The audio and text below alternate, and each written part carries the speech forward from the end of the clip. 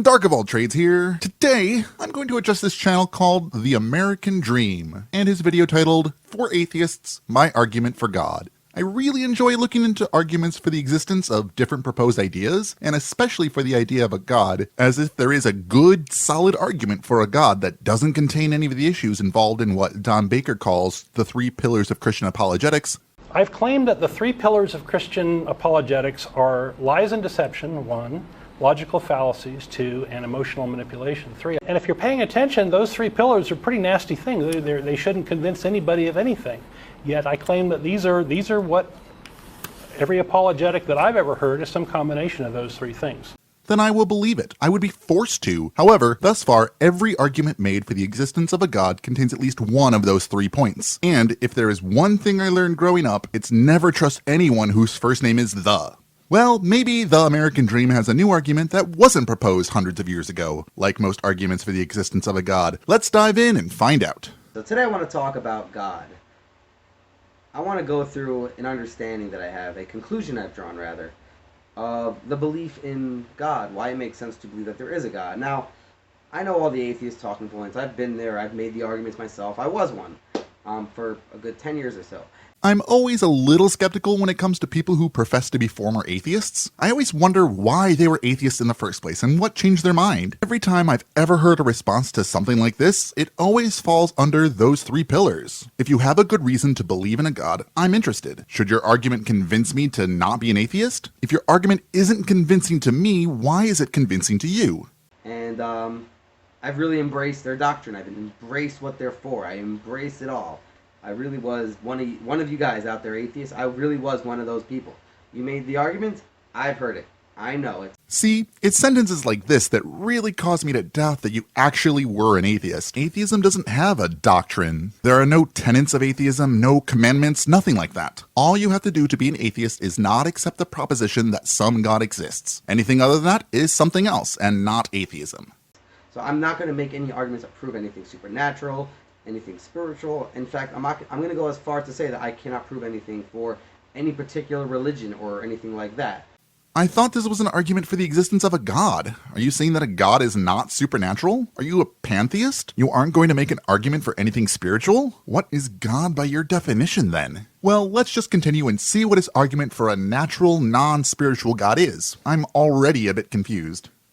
My argument for that is basically everything exists from God for a purpose, and whichever path you're finding yourself going down, probably the one you're born into, or if you find for whatever reason that it makes sense that you're changing over for whatever reason, it's all part of God's plan.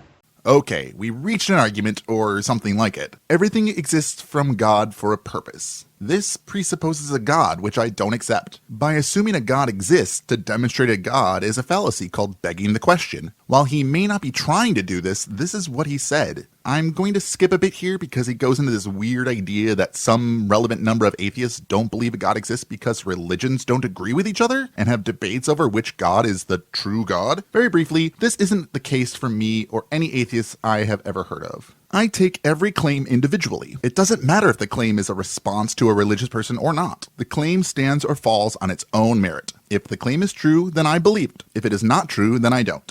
Anyhow, so my argument for God, because I'm not going to prove any religion or anything like that, is simply everything that exists to serve. Okay, we're at the meaty bits of the video. Everything that exists to serve. This sounds a lot like a variation on the everything has a purpose idea. This effectively asserts that because everything has a purpose, something higher must give that purpose. Just like a hammer's purpose is to drive nails. Humans have a purpose. We have a reason to exist. This reason or purpose is given to us by a God. Already sounding pretty spiritual. So there's going to be a binary decision over here at the end of this conclusion. Either you're going to reject it and say everything does serve, because you can't conclude that things don't serve, okay? This depends on your definition of serve. If you mean that things can have a use at some point, then sure, everything can have a use. A hammer can drive in nails, but a rock can do that too. That rock can also be used as a ranged weapon if I throw it. If that rock is big enough, I could stand on it and reach a higher point. That rock could also be used as building material for a bridge or a house. So, by this, the rock serves because it has a use depending on how I use it. The ground gets served by the sun, the water serves, animals feed off the ground, everything that literally exists that's a living thing does something for another.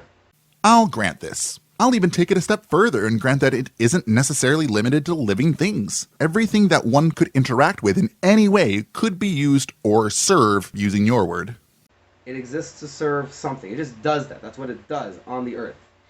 You are now equivocating reason for existing with potential use. This is not the case. You are smuggling in meaning. Going back to the previously mentioned rock, it can do many things depending on how I use it, but that doesn't mean that the rock's meaning for existence is for me to use it how I want. With the exception, as far as I know, of people.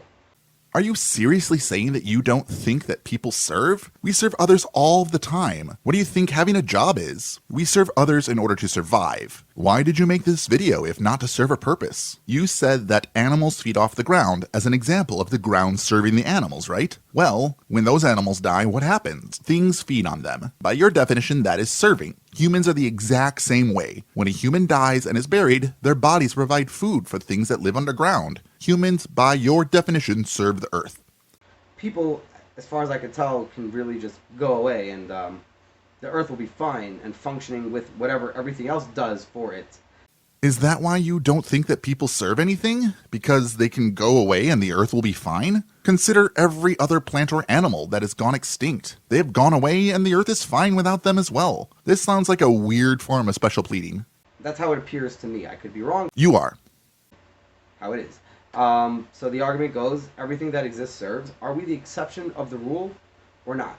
By your definition of serve, we are not. As stated before, humans serve the planet in different ways. We can also talk about how humans benefit other animals by helping prevent extinction, by saving habitats, by growing better food for animals, even by domesticating some animals. Humans are currently the dominant species. We can take care of other species of animals, giving them a safe environment to grow and thrive. We have pets. We protect farm animals from predators. We breed animals to help protect other animals from predators. Not that we don't damage the earth, but we do a lot for it as well. If we are to have to serve something, is it just the earth? Is our existence based on what the earth wants? Is earth God? Does anything to the earth really matter objectively? This is a fallacy called the fallacy of anthropomorphism. In order to want something, there needs to be a thinking agent. The earth itself is not a thinking agent. It doesn't have a brain in order to want anything. So our existence cannot be based on what something that cannot want something wants. Or is it all just for nothing? So you're going to have to include either it's for a God, that means it's for something that's out there that's greater, that's for a purpose, that nothing happening is just happening for nothing. I had to listen to this multiple times so I could make sure I got his sentence right. At this point, his definition for God is something out there that's greater. I assume he means greater than humans, but I'm not even sure of that. Like one can argue, I've heard the atheists argue, I live for my family, for my work, for making the world a better place, but ultimately speaking, that's all for nothing. Because you exist, the planet exists, your family exists, your work exists, and everything you're talking about in and of itself doesn't actually have a purpose on its own. It doesn't have a reason for being. It just exists, and you're saying you exist to serve this thing that doesn't have a purpose to exist.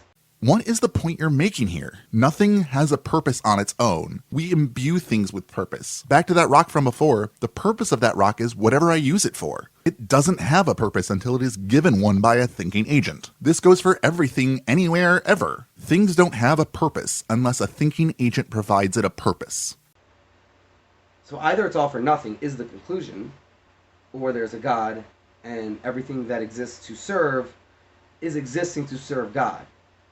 Well, this certainly is something. First of all, it's a false dichotomy fallacy. Those 2 points, nothing or God, are not the only 2 options. How did he rule out anything else that could be eternal? How did he show that a God isn't nothing? How did he determine that a God even exists? Remember that this is supposed to be an argument for the existence of a God. However, there's another glaring flaw here. Even if his conclusion that a God exists is true, how did he determine that everything that is existing to serve God? Couldn't some serve this God and some not? This would mean that even if your God exists, I could still not serve him, right? Furthermore, let's dive into this idea that if it isn't for God, then it's ultimately for nothing. This is an appeal to emotion fallacy. You don't like it that what you do ultimately won't matter, so there must be an internal thing that is affected by what you do. What a bad argument. So what if everything we do ultimately doesn't matter because in 7 billion years the sun will engulf the earth? What exactly is the issue with that? Why does the fact that things don't last forever somehow diminish the value of those things? My videos reach people. My students learn things from me that will affect their lives. That is how I live a little longer after I die. My lessons will touch people, and eventually I will be forgotten. Does that mean that my lessons don't matter now? Not at all. My actions impact people, as does yours. Why eat today when ultimately it will not matter? Because it matters now. Why buy a car when it'll end up in a junkyard and become scrap metal, probably in your lifetime? Because it helps you now. People are affected by you now. People love you now.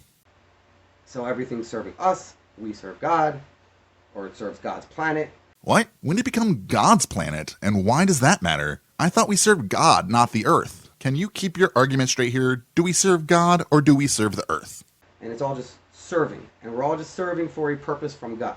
Or nothing, right? That is an opinion you stated before, right? If your God doesn't exist, we are serving something that isn't God, and even if it is ultimately meaningless in 7 billion years, it is still serving something that affects things now.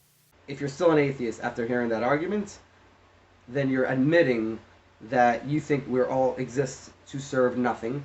No, not at all. As I said throughout this, humans serve all sorts of things. Simply because those things will eventually cease to exist doesn't make them nothing. Even granting that something exists out there that is greater than humans, you've made no argument that that thing is eternal. So you have to demonstrate that it won't cease to exist like literally everything else. In which case, until then, your God is in the same category as everything else. Meaning, by your own argument, your God is nothing.